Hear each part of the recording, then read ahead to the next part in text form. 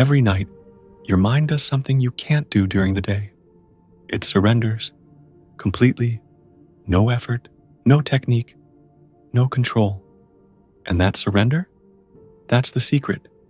Most people ask, can I control my mind while sleeping? But Eckhart Tolle points to something far more profound. The question itself reveals our fundamental misunderstanding. Because what if the power of sleep isn't about control at all? What if it's about what happens when control finally stops? Today, we're exploring how to take advantage of sleep's deepest power, not by controlling it, but by understanding what it reveals about consciousness itself. Let's start with the obvious truth. You cannot control your mind while sleeping. During waking hours, you might be able to manage your thoughts, direct your attention, practice mindfulness, but the moment you approach sleep, all that control dissolves. The mind does what it wants.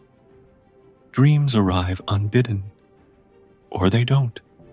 You disappear into deep, dreamless space with no say in the matter. And here's what's remarkable. That loss of control is precisely what allows something else to emerge.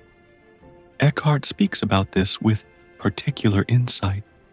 He says there are periods in dreamless sleep where there's no mind activity at all, where the mind connects with what he calls the source. Not because you made it happen, because you got out of the way. Think about what this means.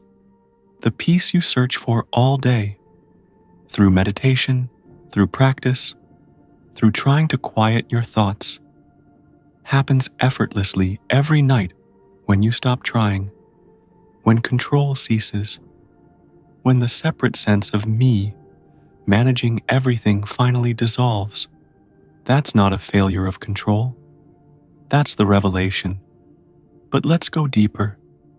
Eckhart points out something we rarely consider. The pull of sleep is enormously powerful. Throughout history, people stranded in freezing conditions, knowing that sleep meant death, still couldn't resist it. The pull became so irresistible, they chose sleep over survival. Why? What is that magnetic quality? That sweetness? If you've ever been genuinely exhausted, lying in bed, feeling sleep approaching, you know that sensation. The world starts to soften. Problems that seemed urgent moments ago fade into background noise. The constant mental commentary begins to quiet, not because you're forcing it to stop, but because something larger is taking over. There's a surrender happening, a letting go. The person you think you are, with all its concerns, its memories, its endless planning, begins to dissolve at the edges. And it feels good, really good. That's the clue Eckhart wants us to notice. The very thing we resist during the day, letting go of control, is what we're irresistibly drawn to at night. We need to disappear, not just physically into sleep, but as a separate self. If you couldn't do that, if you remained in control 24 hours a day, you'd go insane, literally. Sleep deprivation causes hallucinations, paranoia, eventually complete mental breakdown. We need to get out of our own way, regularly. It's not optional. So here's the first way to take advantage of sleep's power. Recognize what it's teaching you about control itself. During the day, presence, that spacious awareness Eckhart speaks about, seems hard to access because you're trying to achieve it, trying to control your way into it. But sleep reveals the opposite. Spaciousness emerges when trying stops. Eckhart describes presence as powerful, but soft, gentle, open. He makes a crucial distinction. Real presence isn't brought about by willpower or effort. Some people try to force themselves to stop thinking, holding their breath, contracting the body, gripping tightly.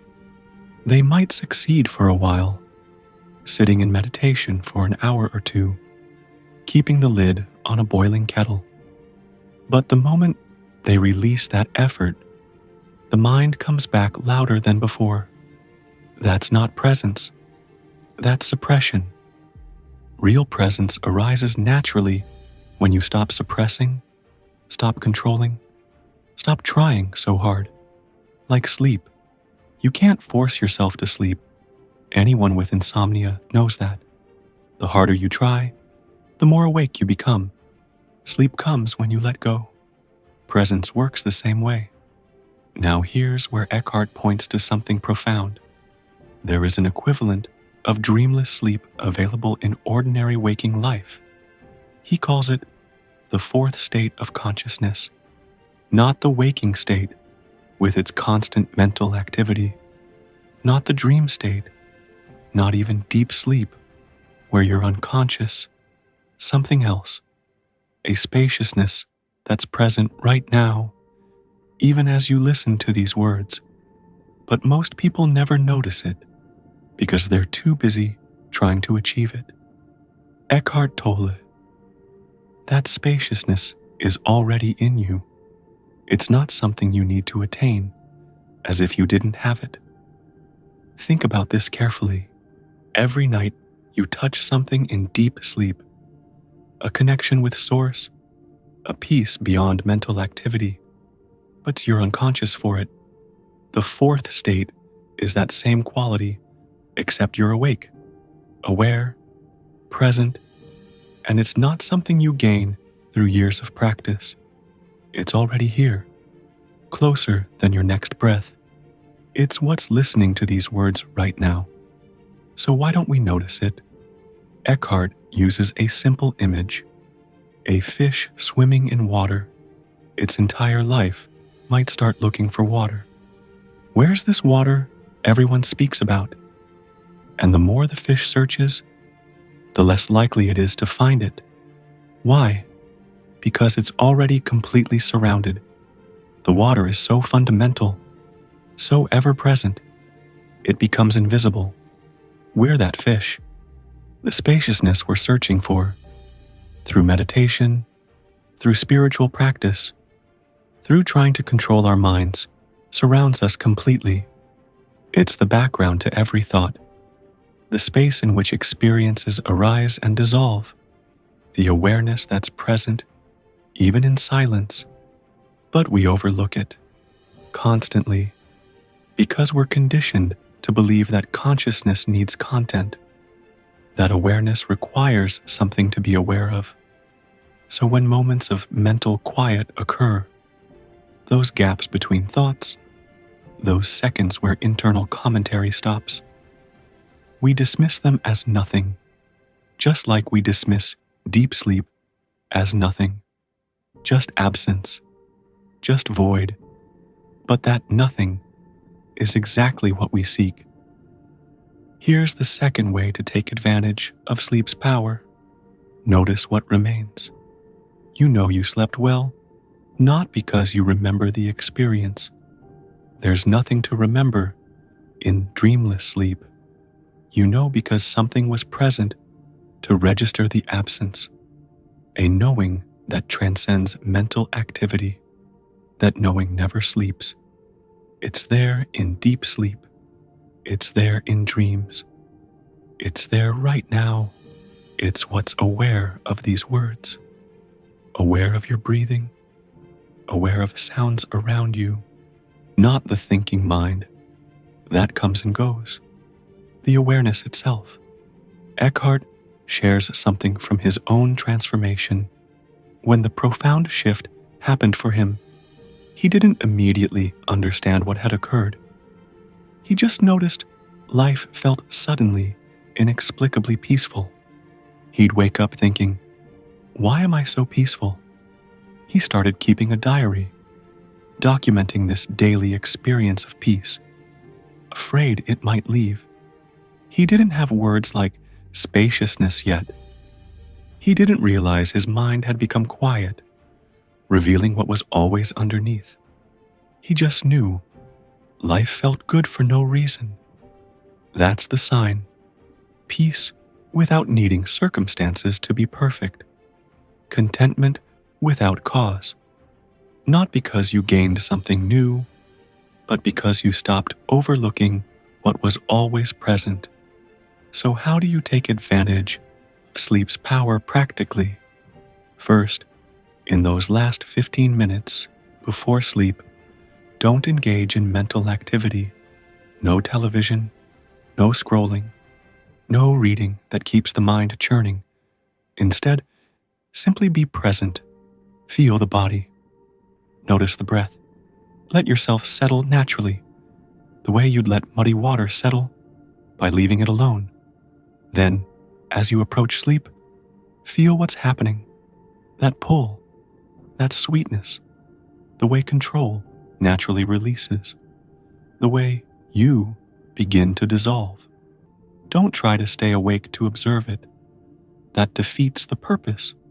Just notice, lightly, that surrender is happening. There's something profound in that moment. Not nothing. The same spaciousness that's available right now, except you're about to experience it without the filter of waking consciousness. And in the morning, those first few seconds before thought starts, there's a window.